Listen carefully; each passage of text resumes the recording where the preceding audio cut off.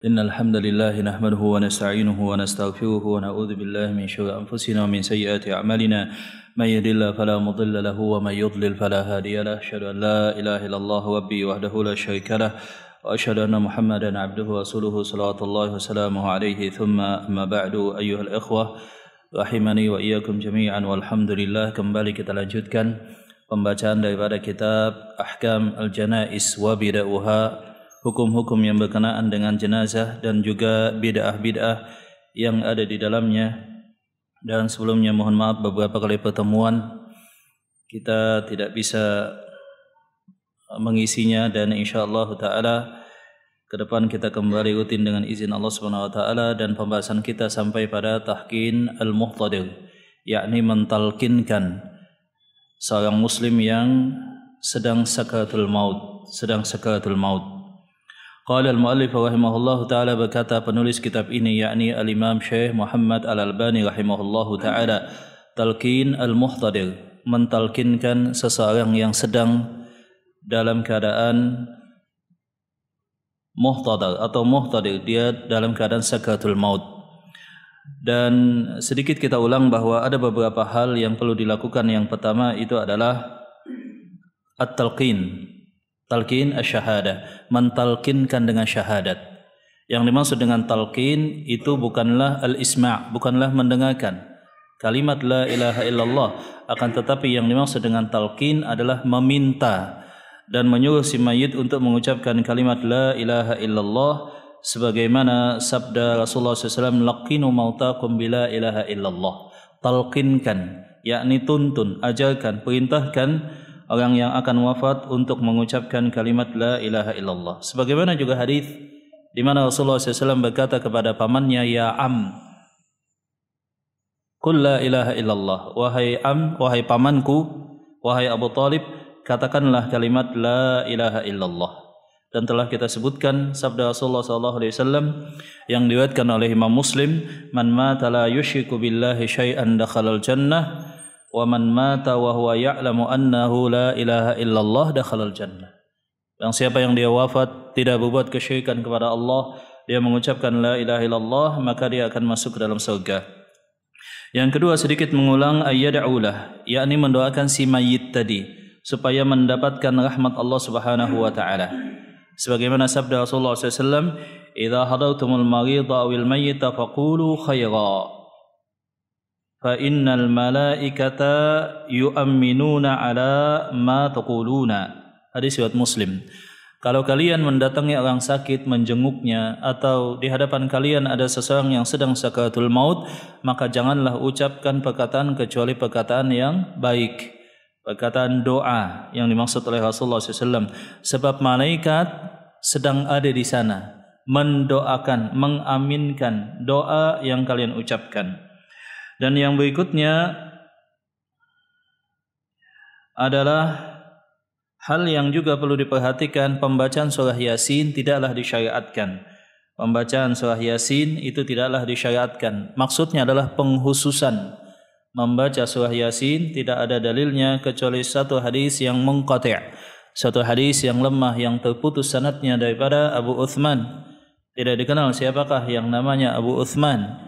Maka yang dengan demikian para ulama menyebutkan dibolehkan membaca Al-Quran secara umum di samping seseorang yang akan wafat, sebab itu akan mendatangkan ketenangan. Di samping juga mentalkinkan dengan membaca la ilaha illallah. Berikutnya menghadapkan ke kiblah.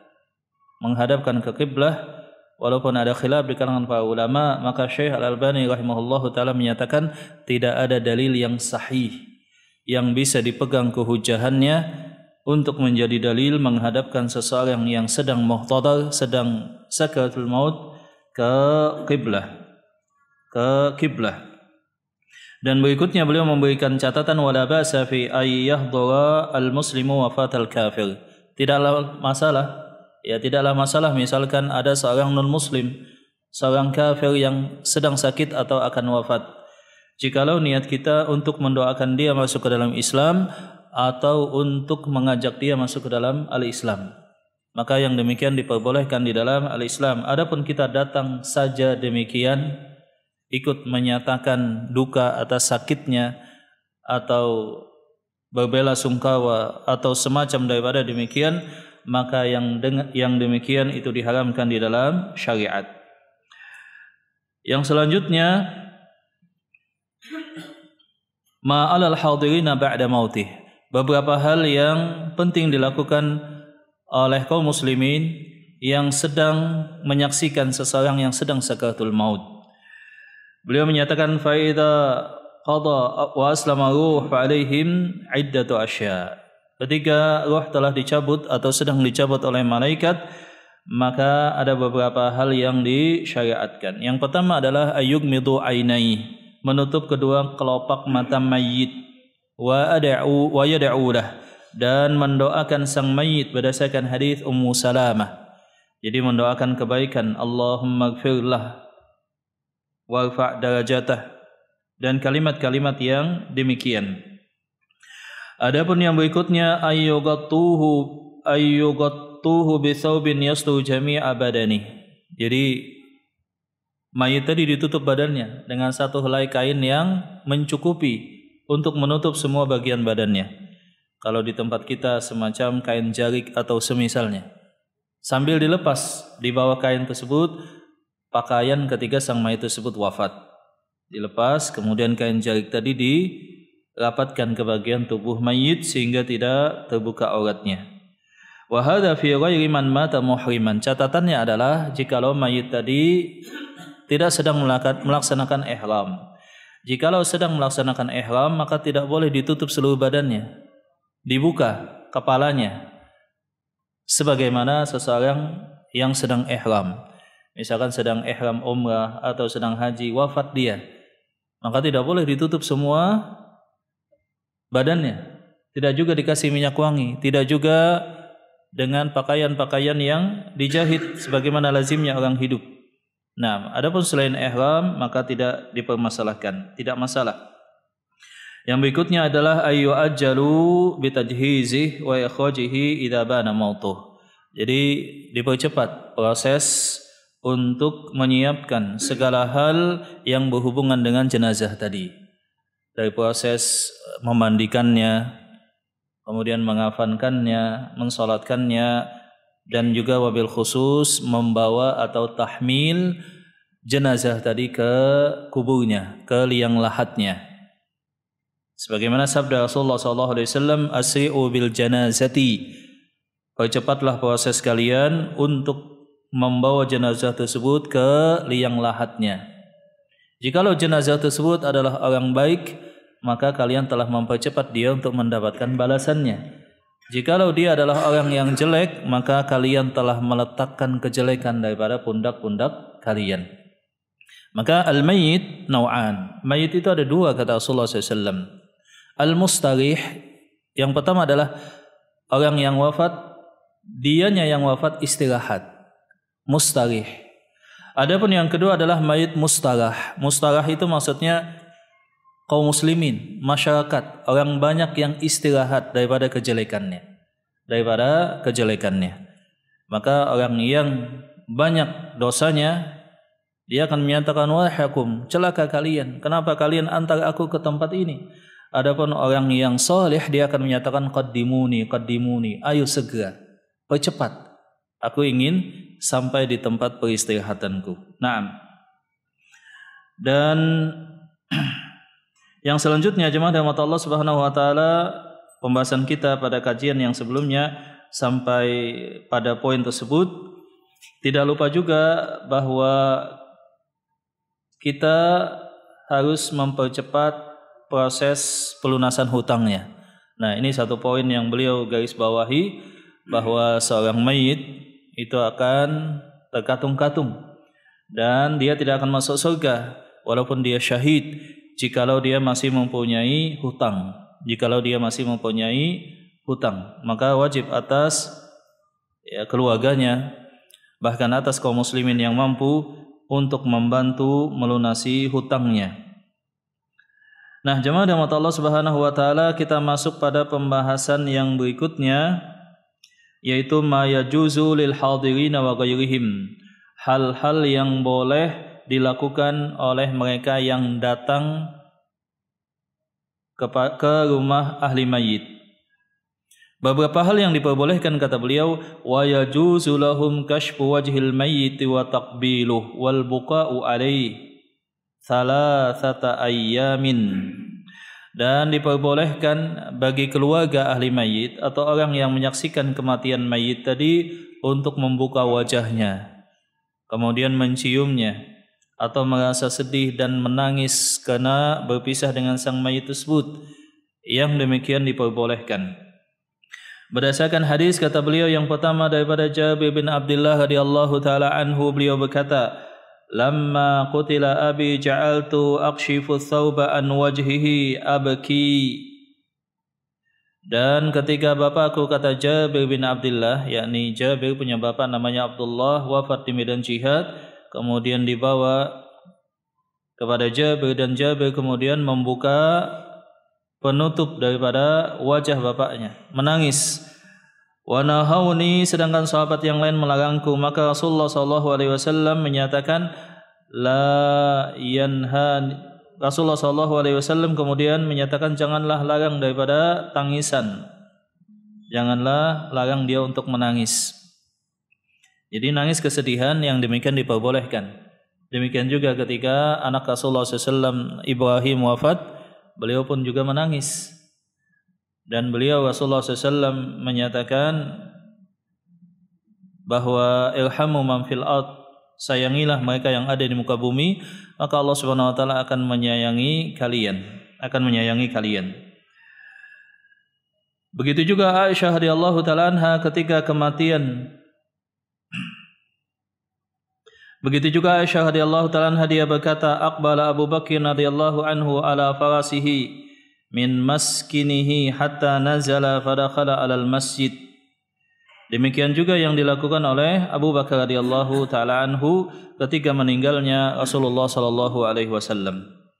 Intinya jemaah rahmat Allah Subhanahu wa taala bahwa dibolehkan menangis dan bersedih selama 3 hari. Yang tidak diperbolehkan ada 2. Yang pertama adalah tangisan yang berlebihan. Tangisan yang berlebihan yang menunjukkan ketidakridhaan. Contohnya adalah menjambak rambut, berteriak histeris, atau merobek baju, atau mengucapkan kalimat-kalimat tidak terima atas kematian keluarganya. Ini disebut dengan an-niyahah. Wa innal mayyita la yu'adzabu biniyahati ahlih. Sungguh mayit itu diazab oleh Allah Subhanahu wa taala dengan niyahah daripada keluarganya. Adapun yang kedua adalah atau kesedihan yang melewati batas 3 hari. Jadi kaum muslimin kalau meninggal keluarganya itu hanya boleh bersedih, tidak masuk kerja, misalkan demikian, tidak beraktivitas.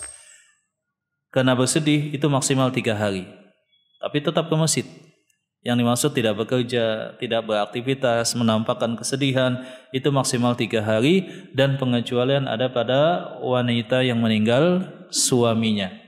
Berapa lama dia bersedih? Jikalau tidak hamil, maka dia bersedih selama 4 bulan 10 hari, dan itu adalah masa iddah wanita yang meninggal suaminya. Naam. Dan ini juga banyak hadis-hadis yang menjelaskan demikian, kata Syekh Al-Albani rahimahullahu taala, di antaranya satu yang kita sebutkan daripada Abdullah bin Ja'far radhiyallahu taala anhu bahwa Rasulullah SAW amhala ala Ja'farin thalathan ayyatiyahum. Rasulullah SAW memberikan kesempatan kepada keluarga Ja'far bin Abdul Muttalib untuk menangis dan bersedih selama 3 hari. Ketika 3 hari telah lewat, Rasulullah SAW mendatangi mereka, faqala la tabku ala akhi ba'dal yaum. Beliau menyatakan, enggak ada tangisan lagi sesudah 3 hari ini. Enggak ada tangisan lagi sesudah 3 hari ini. Naam. Jadi tidak boleh menangis dan bersedih setelah lewat daripada 3 hari. Maka ini juga adalah dalil yang menunjukkan diharamkannya tahlilan. Sebab tahlilan atau yang disebut oleh sebagian masyarakat sebagai haulan atau yang semacamnya, yang demikian itu akan mengembalikan kesedihan. Setiap tahun bersedih, dan yang demikian diharamkan di dalam syariat. Berdasarkan hadis yang diriwayatkan oleh Abdullah Al-Bajali, kunna nara al-ijtima'a fi baiti ahli al-mayyit minan niyahah. kami memandang para sahabat Nabi bahwa berkumpul-kumpul di rumah ahli mayit wa sunnat at-ta'ami fih, dan dibuatkannya makanan ketika ada orang yang wafat, minan niyahati, itu adalah bagian daripada niyahah. Dan juga Imam Asy-Syafi'i telah kita sebutkan, beliau berkata dalam kitab pada jilid yang pertama pada bab al-qiyam al-janazah, beliau menyatakan wa akrahul ma'tama, dan aku benci ma'tam. Apa itu ma'tam? Al-ijtima'u fi baiti ahlil mayyit wa sunnati ta'ami fih, yaitu berkumpul-kumpul di rumah ahli mayit pada tanggal kematian mayit tadi setiap tahunnya. Kenapa kata beliau? Li'anna dzalika yujaddidul hazan, sebab itu akan memperbaharui kesedihan keluarga yang telah wafat. Haulan lagi, sedih lagi, haulan lagi, sedih lagi. Dan itu merupakan an-niyahah yang diharamkan di dalam al-Islam. Naam. Ma yajibu ala aqaribil mayyit, apa yang wajib atas keluarga mayit yang ditinggalkan, ya, anak, istri, orang tua dan yang semacamnya. Wa yajibu ala aqaribil mayyiti hina yablughuhum khabaru wafati amran, dan dua hal yang diwajibkan atas keluarga mayit ketika telah mengetahui keluarganya wafat, dua hal. Yang pertama adalah as-sabr wa ridha bil qadari liqaulihi ta'ala, bersabar dan ridha. Jadi bersabar dan ridha atas takdir Allah Subhanahu wa taala, sebagaimana firman Allah Subhanahu wa taala, "Wa lanabluwannakum", dan pasti kami akan uji kalian, bisyai'in minal khauf, dengan sedikit rasa takut, wal ju', dan juga rasa lapar, wa naqsim minal amwal, dan kekurangan harta dan jiwa dan juga buah-buahan. Perhatikan ayat tadi, dan pasti kami uji manusia dengan sedikit rasa takut. Setelah itu kelaparan, kehausan, meninggalnya keluarga, menunjukkan bahwa rasa aman itu lebih penting daripada makanan. Rasa aman. Maka lihatlah misalkan Nabi Ibrahim ketika meninggalkan keluarganya di lembah Bakkah, Mekkah, ya, beliau menyatakan, Rabbi ja'al hadza baladan amina, ya Allah, jadikanlah lembah Mekkah ini sebagai negeri yang aman. Warzuqhum, setelah aman, ya Allah, berikanlah rezeki kepada mereka, minas samarat, daripada buah-buahan. Maka rasa aman ini adalah hal yang sangat penting dalam kehidupan pribadi, keluarga, dan masyarakat. Kita nggak bisa beribadah kecuali kalau aman. Kita tidak bisa mencari ma'isyah kecuali kalau aman. Kita tidak bisa melakukan hal-hal yang lain ketika aman ini hilang. Maka hal yang paling dimimpikan dan didoakan oleh mereka yang berada di daerah konflik, peperangan, bencana, keributan, kerusuhan, itu adalah rasa aman. Itu adalah rasa aman. Dan saat ini banyak orang yang bermain-main dengan rasa aman. Demo di mana-mana. Dan demo itu diharamkan dalam Islam. Ini adalah sunnah daripada al-khawarij, kebiasaan daripada kaum kuffar. Dan ini diharamkan di dalam al-Islam, tidaklah mendatangkan kecuali kerusakan. Maka yang demikian itu menghilangkan rasa aman. Kita bisa bayangkan kalau demo kemudian berujung pada kerusuhan, dan demo biasanya identik dengan kerusakan. Ya, kebetulan ya dulu ya namanya anak muda itu terbawa. Pernah juga demo kan begitu ya. Terbawa. Dan yang namanya pelajar atau mahasiswa itu berada pada usia labil. Mencari identitas. Ada juga idealisme di sana. Kemudian demo, apalagi ada yang ngajak. Demikian semangat memperjuangkan hal-hal yang dianggap penting. Akan tetapi yang terjadi tidak sesuai dengan yang diinginkan. Ketika demo, itu emosi pribadi hilang. Berganti dengan emosi massa, satu kesatuan. Satu teriak serang, maka akan serang semuanya. Dan mudah terjadi keributan. Maka kita saksikan sebagaimana yang ada. Setiap demonstrasi itu akan mencabut rasa aman. Maka yang demikian diharamkan dalam Islam. Aman ini adalah hal yang sangat penting. Ini adalah hal yang sangat penting. Ada beberapa hal yang menjadikan negeri kaum muslimin itu aman. Yang pertama, jemaah dirahmati Allah Subhanahu wa taala, adalah iman. Iman dengan aman itu diambil dari satu akar kata yang sama. Al-amn wal aman wal iman. Iman itu akan menyebabkan keamanan. Iman itu akan menyebabkan keamanan. Maka lihatlah firman Allah Subhanahu wa taala, alladzina amanu wa lam yalbisu imanahum bidzulmin ulaika lahumul amn. Dan mereka yang beriman dan tidak mencampurkan keimanannya dengan kesyirikan, mereka lah yang akan mendapatkan rasa aman. Mereka lah yang akan mendapatkan rasa aman. Berikutnya adalah taqwa. Taqwa kepada Allah Subhanahu wa taala itu akan mendatangkan rasa aman, jemaah dirahmati Allah Subhanahu wa taala. Wa daraballahu mathalan qaryatan aminatan mutmainnatan ya'ti rizquha. Dan Allah taala memberikan perumpamaan satu negeri di mana negeri tersebut aman. Rezeki mereka datang setiap hari, setiap saat. Kemudian mereka berada dalam keamanan. Ketika mereka kufur kepada Allah dan maksiat, dicabut rasa aman tadi. Dan yang berikutnya adalah syukur kepada Allah Subhanahu wa taala. Ini akan mendatangkan keamanan. Walau anna ahlal qura amanu wattaqau la fatahna 'alaihim barakatim minas sama'i wal ard. Kalau mereka beriman, bertakwa kepada Allah, maka kami akan berkahi, buka pintu rezeki daripada bawah bumi dan juga langit. Akan tetapi ketika mereka mendustakan, kufur kepada Allah, maka kami ganti nikmat tadi dengan dicabutnya rasa aman. La in syakartum lazidannakum. Kalau kalian bersyukur atas keamanan, keamanan ini akan aku tambah, kata Allah Subhanahu wa taala. Berikutnya tentu saja adalah doa, sebagaimana doa Nabi Ibrahim tadi. Rabbi ja'al hadza baladan aminan. Ya Allah, jadikanlah negeri ini, kita doakan negeri Indonesia menjadi negeri yang aman. Negeri yang aman. Maka demonstrasi itu adalah satu hal yang diharamkan dalam Islam. Demikian juga kaum muslimin itu senantiasa wajib waspada terhadap mereka yang berasal dari golongan munafikin dan juga orang kafir yang senantiasa menusuk dari belakang, sebagaimana yang kita lihat yang terjadi belakangan ini sehingga menimbulkan korban nyawa daripada kaum muslimin. Nah, kita kembali. Jemaah dirahmati Allah Subhanahu wa taala, maka keluarga mayit mereka wajib bersabar kepada Allah Subhanahu wa taala. Dan sabar itu adalah indas sadmatil ula, ketika hentakan kejadian pertama.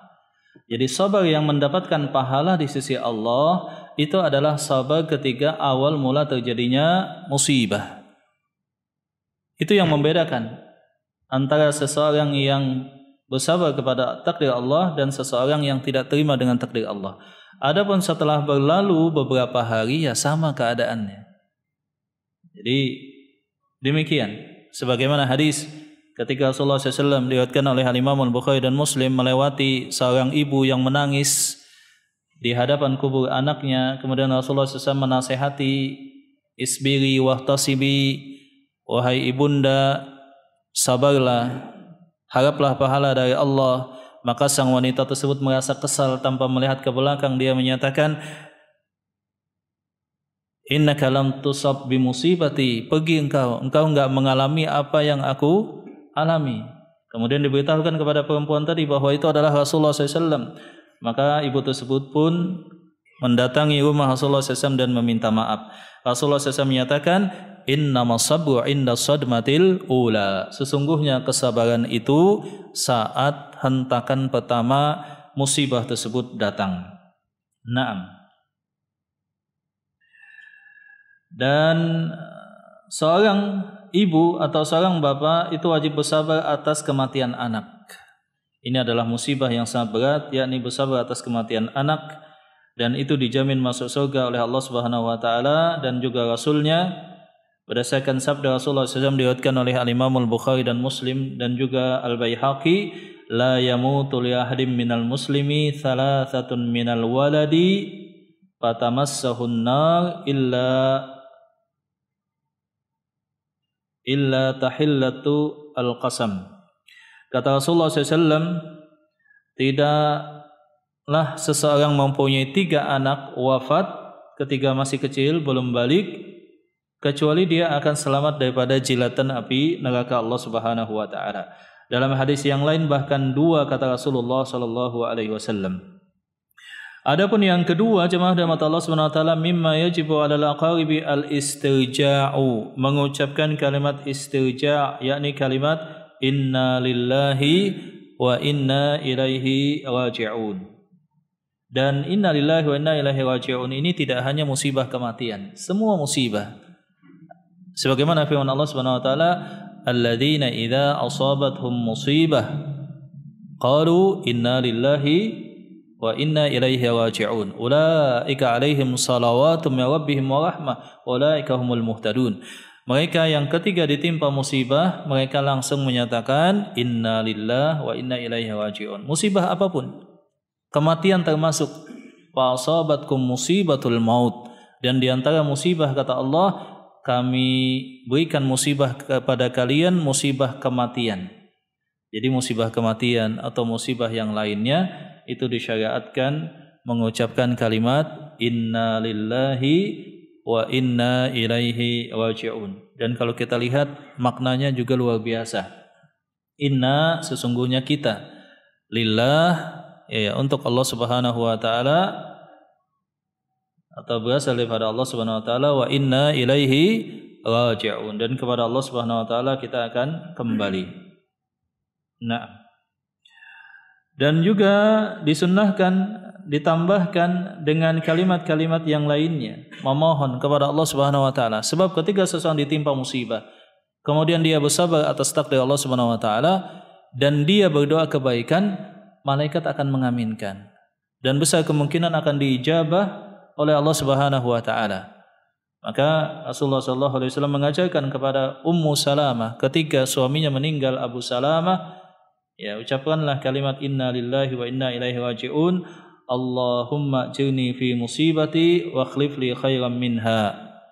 Ya Allah, berikanlah pahala pada musibah yang menimpaku dan gantilah yang hilang dariku dengan yang lebih baik. Dan itu biasanya terbukti jamaah. Misalkan kita kena musibah, hilang uang atau hilang harta atau ketipu atau yang lain-lainnya, kita katakan innalillah wa inna ilaihi raji'un. Kita kembalikan semua kepada Allah.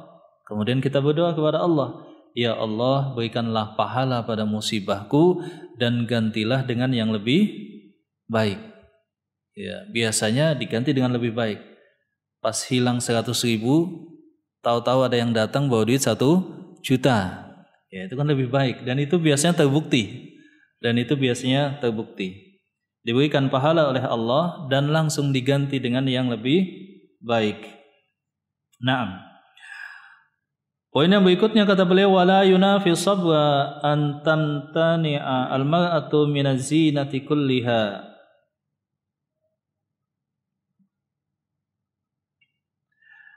Dan bersabarnya seorang wanita itu tetap mencegah seorang wanita daripada semua bentuk perhiasan.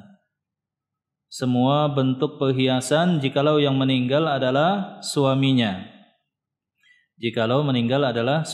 Dan itu berbeda jikalau yang meninggal anggota keluarganya yang lain. Nah, jikalau yang meninggal adalah anggota keluarganya yang lainnya.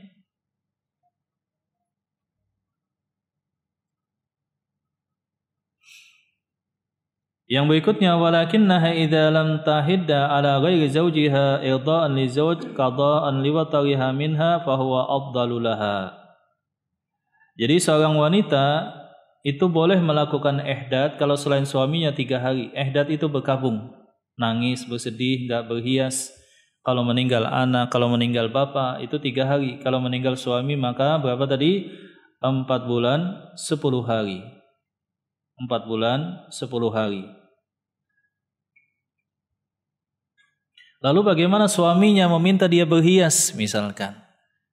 Baru meninggal bapaknya. Kemudian setelah 2 hari suaminya minta dia berhias untuk melaksanakan kewajiban. Ya, hubungan suami istri. Maka yang demikian tidak masalah kata beliau. Wallahu taala alam bisawab. Nah, yang kita sebutkan adalah ringkasan-ringkasan, dan jikalau menginginkan penjelasan lebih panjang itu ada dalam kitab aslinya Ahkam al-Janaiz wa Bid'ah. Yang kita bacakan adalah versi ringkasannya. Pembahasan selanjutnya ma yahrumu ala aqaribil mayyit, yang diharamkan untuk dilakukan atas keluarga mayit. Jadi ada beberapa hal yang diharamkan dilakukan atas keluarga mayit. Yang pertama kata beliau, laqad harama Rasulullah SAW umuran kana wa la yazalu ba'dun nasi yartakibunaha idza mata lahum mayyitun. Yang pertama adalah an-niyahatu, niyahah tadi. Ini enggak boleh. Enggak boleh sama sekali. Dan kita itu diwajibkan memasukkan dalam wasiat. Usi ahli wa jirani wa asdiqai bi'a yajtanibu an-niyahata. Aku wasiatkan keluargaku, tetanggaku, saudaraku semuanya untuk tidak melakukan niyahah atas jenazahku. Demikian di antara contoh wasiat. Beberapa hadis yang melarang ini Rasulullah SAW bersabda, arba'un fi ummati min amil jahiliyah. Ada 4 hal di umatku masih melakukan perkara jahiliyah. Yang pertama al-fakhru fil ahsab, yakni berbangga-bangga pada harta dan keturunan. Wa ta'nu fil ansab, dan mencela pada nasab. Wal istisqa'u bin nujum, dan menerka masa depan dengan bintang. Wan niyahatu, dan juga niyahah. Beliau juga menyatakan an-naihatu idza lam tatub qabla mautiha tuqamu yaumal qiyamati wa 'alaiha sirbalun min qatiranin wa dir'un min jarabin. Orang yang melakukan niyahah ini akan diazab kelak pada hari kiamat. Akan diazab, di kuburnya juga diazab berdasarkan hadis Aisyah, begitu juga kelak di akhirat akan diazab oleh Allah Subhanahu wa taala. Rasulullah SAW juga menyatakan ithnatani fin nasi huma bihim kufrun. Ada 2 hal kekufuran kecil yang biasa dilakukan oleh manusia. At-ta'nu fin nasab, mencela pada nasab manusia. Wan niyahatu fil mayyit, dan melakukan niyahah. Jadi ini diharamkan di dalam al-Islam. Dan ini akan diazab, dan seseorang wajib berwasiat.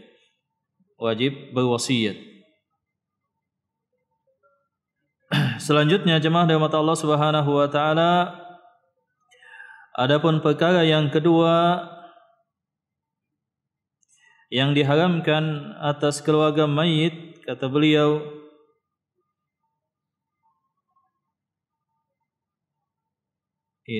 yang dimaksud dengan an-niyahah itu bentuknya kata beliau ada beberapa macam. Yang pertama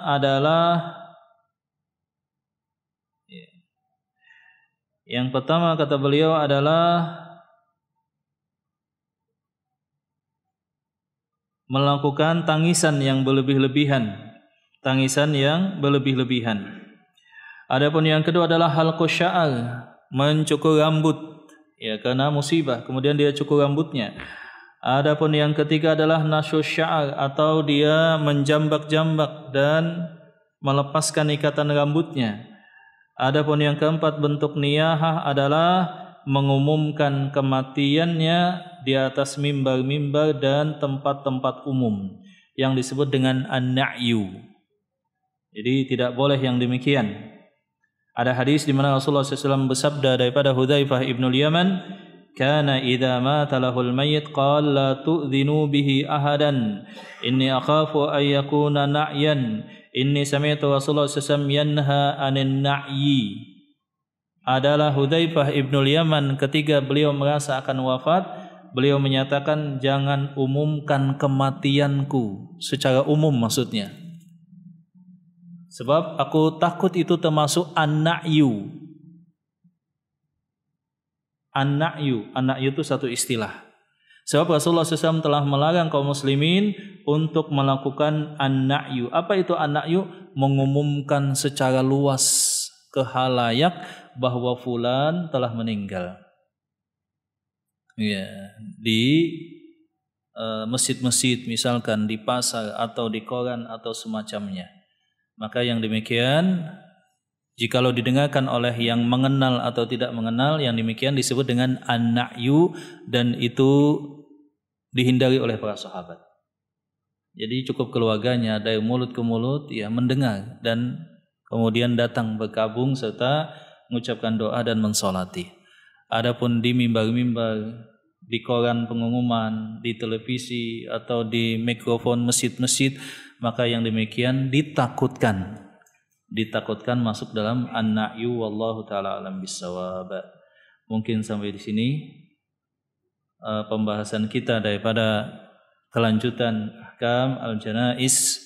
Semoga berfaedah dan ke depan kembali insyaallah akan kita lanjutkan. Aqulu qawli hadza wa astaghfirullah li wa lakum min kulli dzamb. Alhamdulillahirabbil alamin. Assalamualaikum warahmatullahi wabarakatuh.